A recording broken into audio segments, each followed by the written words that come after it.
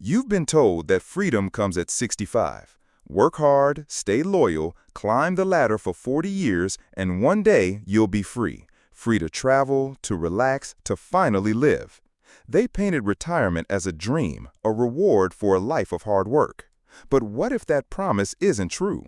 What if it's a trick to keep you working, producing, and following rules without ever questioning what it's costing you? Most of us have followed a clear path. Study hard, get a job, work for decades, then retire. That's the plan, the script we're handed. But have you ever stopped to ask who wrote it? The truth waiting at the end of that path isn't freedom, it's something far less exciting. A 2020 study from the Stanford Center on Longevity found that over 2/3 of retirees in America feel lost within just 18 months of retiring. It's not because they ran out of money, it's because they ran out of identity. They wake up one day and realize their role, their purpose, their sense of self is gone. The system didn't prepare them to be free. It trained them to fit into a machine, to function, not to live beyond it. Retirement isn't the grand prize you were promised. It's more like a quiet exit from the stage. The role you played for years ends, the spotlight fades, and no one tells you what to do next. That's when the real struggle begins. What do you do when the role you've spent your life playing disappears? Who are you without your job title, without the emails, deadlines, and meetings that made you feel important? For decades, your value was tied to how much you could produce, not how present you were in your own life. When the system no longer needs you, you're expected to suddenly know how to enjoy life, something you were never taught. Retirement isn't about freedom. It's about timing your usefulness. It wasn't designed to help you explore who you are or reconnect with what matters. It was built to phase you out, to make it feel like a reward when it's really just a polite dismissal. Alan Watts, a philosopher who saw through this, said something powerful. You are under no obligation to be the person you were told to be. That idea breaks the retirement myth apart. If you were never meant to follow someone else's script, then maybe retirement isn't the end of a chapter. Maybe it's the moment you realize the story you've been living wasn't yours to begin with. That realization can hurt. It forces you to ask a hard question. What does it mean to be free if you spent your whole life waiting for permission to live? Are you even living at all? We're taught to put off everything, joy, rest, discovery, reflection, like life will magically start when the work is done. But life doesn't wait for 65. It's been happening all along, and most of us were too busy preparing for it to notice. The lie isn't just about retirement. It's deeper than that. It's the idea that you need to wait for freedom at all. Freedom isn't a destination you reach after decades of work. It's a way of being, something you can choose at any moment. But no one tells you that. Why? Because a free person can't be controlled. A free person doesn't need the script. They see retirement not as a reward, but as a reminder that we traded our days for a promise that was never real. Now we're left wondering what life could have been if we'd started living it sooner. To understand this, we need to look at the system that shaped your life before you even knew it. What we call normal isn't natural. It's a machine designed not to empower you but to make you predictable. Starting in the 20th century, life itself became industrialized, not just work, but the way we live. It was split into stages: go to school, get a job, work for 40 years, retire, and then, if you're lucky, enjoy a few quiet years before your time runs out. From the moment you're born, the path is laid out. Go to school, get good grades, learn to sit still, and follow instructions. Then pick a career, clock in, clock out, repeat for decades. If you're lucky, you get a brief moment at the end to live. But here's what they don't tell you. Retirement wasn't created for you. It was designed to manage productivity. Back in 1889, German Chancellor Otto von Bismarck introduced the idea of retirement. It wasn't a gift to workers. It was a way to clear out older people from the workforce to make room for younger, more efficient ones. Retirement was an economic tool dressed up as kindness. Over time, we accepted it as the truth. The system never asked what kind of life you wanted. It asked what kind of worker you could be. Slowly, it started defining your worth by how well you served its needs. You weren't encouraged to ask why you were working, only how hard. You weren't taught to question the routine, only to get better at it. A 2007 report from the American Psychological Association called The Retiring Mind put it plainly. Most people don't design their own lives. They just follow plans someone else made. Think about it. Don't we all do that? We inherit a template, follow the model, spend our best years working, often over 47 hours a week, and never stop to ask, what am I working for? Who is this really serving? The deeper lie is that your life belongs to you. In reality, it's been scheduled, scripted, and turned into a product from the start. The education system trains you for work. The work system demands your time. The retirement system quietly pushes you out when you're less useful. The whole setup is about getting the most out of you, not helping you find fulfillment. Most people don't fight it, not because they agree, but because they've never seen another way. When you've only known the machine, its silence feels like peace. But it's not peace, it's numbness. You're not free, you've just stopped questioning. The tragedy is that many don't realize they're in a machine until it's too late. When the noise of work stops, you're left in the quiet, wondering where all the time went. When your life revolves around schedules, deadlines, and productivity, you lose touch with the present moment, with your own sense of direction, with what it means to live a life you chose. You weren't born to be a piece of a machine.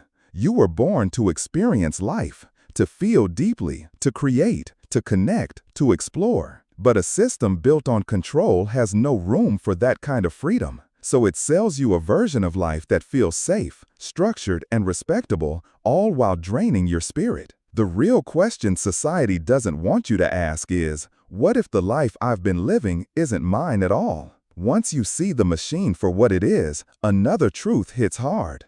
It didn't just take your time, it shaped who you think you are. It taught you to see yourself not as a person, but as a role, a teacher, a manager, a doctor, an engineer. For years, that role defined you. Then one day, it's gone, and so is your sense of self. No one prepares you for this. When the meetings stop, the titles vanish, and the calendar is empty, you should feel free. But instead, many feel lost, not because they miss the work, but because they've lost themselves. They don't know who they are without the role they spent decades building. The National Institute on Aging says depression rates rise by over 40% in the first year of retirement. It's not about lacking money or comfort. It's about being forced to answer a question you've never faced. If I'm not working, who am I? This is the hidden crisis no financial advisor can fix. It's not about income. It's about identity. When your identity is tied to your function, its loss feels like a quiet death. One that happens while you're still breathing, still here, but not sure who's left inside. There's a story from a Reddit user named John, a 64-year-old who retired from Boeing after a career as an engineer. He wrote, "I realized I never actually lived. I just worked, and now that the work is over, I have no idea what to do." His words are raw and honest, and they're not rare. John's story reflects countless others where identity and job became one, leaving no room for the person underneath. We're told to strive, to climb, to produce, but no one teaches us how to simply exist. When the striving stops, the silence is overwhelming. In that silence, you feel the weight of everything you put off, the curiosity you ignored, the passions you buried, the parts of you that didn't fit the role, so you left them behind. The illusion is that your value comes from being useful, that your worth is tied to what you do. Alan Watts saw through this. He said, "You are not a role. You are the playing of life itself. You were never meant to be just one thing, a single job title carried to the grave. But facing the emptiness when that role ends takes courage. That emptiness isn't truly empty. It's full of questions you were too busy to ask when your life was ruled by a calendar. What do I love? What moves me? What do I believe in beyond what I was told?" These questions are where real freedom starts. They require letting go of the old identity, taking off the mask, shedding the role, and finding the self that was hidden beneath it all. Maybe that's why the system never wanted you to stop. In silence, you remember who you were before the mask. That memory, that spark, is the start of something the machine can't control. A self that's free, not because it retired from work, but because it woke up to life. But even after the job ends, the machine doesn't let you go. It just gives you a new role, not as a worker, but as a consumer. You don't retire from the system. You retire into another part of it, one designed to profit off the years you have left. The moment you leave your career, you become the target of a trillion-dollar industry, the business of retirement freedom. It's a tempting trap, selling you peace, leisure, and fulfillment in the form of cruise brochures, real estate deals, financial plans, and insurance packages. They tell you this is your time to enjoy life, to travel, to finally live. But it's not freedom they're selling, it's a product. And the product isn't the trip or the condo. It's you, or rather, your desire to feel in control after years of being controlled. They sell you comfort because they know you're afraid of chaos. They sell you plans because they know you've never lived without one. Instead of encouraging real freedom, they offer a new routine: spending, managing, maintaining. It's just another form of control dressed up as liberation. Retirement becomes a market, not a milestone, a demographic, not a discovery. You're not free. You're just being pulled into a softer corner of the same machine. The lie feels reasonable, practical, even responsible.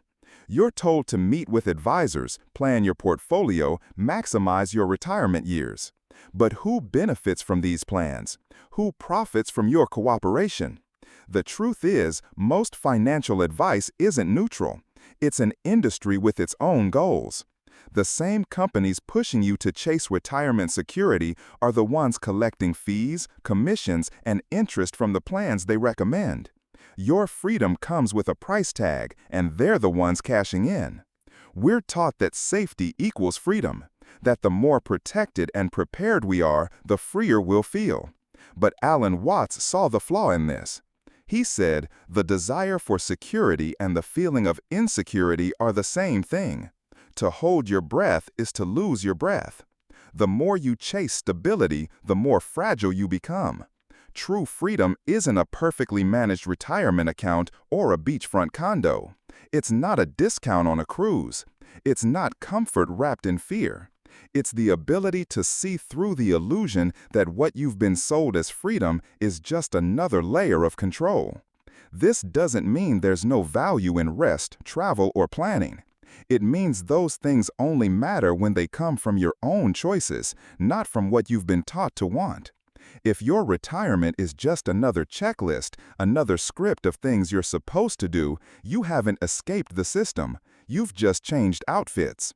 The real tragedy isn't that people want to enjoy life after working. It's that they were never shown how to enjoy it while they were working. They were taught to delay, to put off living, to survive. When the moment to live finally comes, they're still following someone else's plan. Freedom isn't found in what you can buy after 65. It's found in the courage to ask, what if I stopped believing the lie altogether? The biggest lie wasn't just about retirement. It started long before, in the training you received from childhood. From the moment you could understand the world, you were taught to wait, to postpone joy, to delay life. First, it was when I graduate, then when I get the job, then when I get promoted, when I pay off the house, when I retire. Then you'll be happy, then you'll feel free, then you'll really start living. But then never comes. You've been conditioned to chase a mirage, a future that disappears every time you get close. Your mind has been trained not to live in the present, but to always look to a future that doesn't exist. This isn't just a figure of speech. Behavioral psychology calls it delayed discounting, the habit of valuing future rewards over present experiences. The more you put off gratification, the more you train your brain to believe that now is never enough, that life is always somewhere else. You live in a kind of suspended state, checking boxes, meeting deadlines, saving for later. You become an expert at surviving, not at being present. You know how to budget, schedule, and optimize, but not how to be still, to feel deeply, to listen to the quiet voice inside. By the time you reach retirement, you don't know how to live. You only know how to wait. And you think that's normal. But it's not life you've been preparing for. It's a slow kind of death. A life postponed is a life unlived. You've been so focused on measuring your value by how productive, successful, or secure you are that you've forgotten how to simply exist. When the job ends and the roles fade, you're left with a terrifying realization. You never really arrived. You were always on your way to something else. Alan Watts saw this trap years ago. He said, "Stop measuring your life, live it." But that's hard to hear in a world that rewards planning and punishes presence. We're told productivity is a virtue, that hustle is meaning, that slowing down is weakness. So we believe rest must be earned, joy is a luxury, and being fully alive is something you do only when the conditions are right. Before you know it, your whole life becomes a rehearsal, a long preparation for a performance that never starts. Here's the truth. There's no grand finale, no perfect moment where everything makes sense and nothing hurts. Life is happening right now, in the chaos, the quiet, the uncertainty, the breath you're taking. If you can't feel it now, you won't feel it later, because later is just another word for never. The system doesn't just steal your time, it steals your presence. It convinces you that living is something you do after you've earned it. But you don't need to earn your own existence. You never did. You don't need permission to feel joy or a reason to be fully alive. The question isn't when you'll start living, it's whether you'll ever stop waiting. So what do we do with this? After peeling away the myths, the roles, the scripts, what's left? A choice. Real freedom isn't something you wait for. It's not handed to you after decades of loyalty to a system, and it's not something you buy with a pension. Freedom is a capacity, not a condition. It's not about having more time, it's about being fully alive in the time you have. Freedom is presence, the ability to meet life as it is, not as you wish it was, or as you planned it, or as you were told it should be. The wildest part? You don't have to retire to find it. You can start now, even inside the system that tried to take it from you. You can retire from the mindset before you ever retire from the job. That starts with redefining who you are, not by what you do, not by the role you play, but by what you value, what lights you up, what feels real when everything else is quiet. Maybe you've spent years as an engineer, a manager, a provider, but beneath that, you're something deeper, a creator, a seeker, a soul. Build your life from that center. Create a new schedule, one that honors more than just deadlines and tasks. Make time for purposeful silence, time where nothing needs to be achieved or fixed, time to just be. That space is where freedom begins, not in doing more, but in doing less with more intention.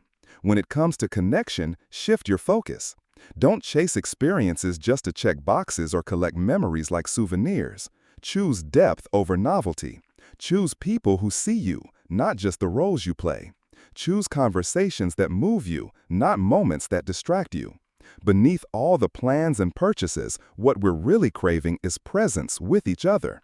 That's where meaning lives. Alan Watts put it beautifully.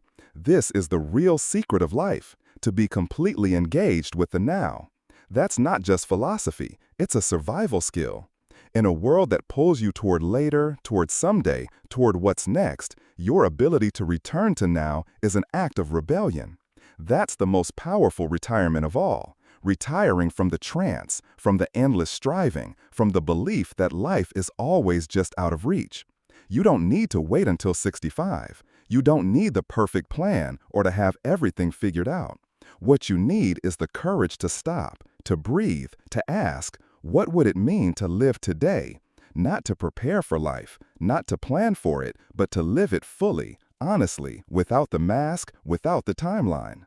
The lie was never just about retirement. The real lie was that you ever had to earn your freedom. The truth? You were free the moment you stopped waiting.